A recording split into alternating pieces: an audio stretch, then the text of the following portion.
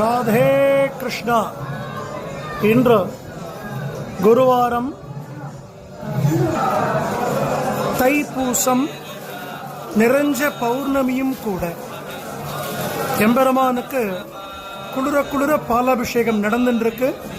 உலக மக்கள் ஆரோக்கியத்தை வேண்டி சுவாமியை நன்னா பிரார்த்தனை பண்ணிக்கோங்க. நம் வேண்டிக்கிற எல்லா காரியங்களும் ஜெயமாகட்டும். இந்த வாரம் 500 வருஷ கனவு நமக்கு நிறைவேறி இருக்கு.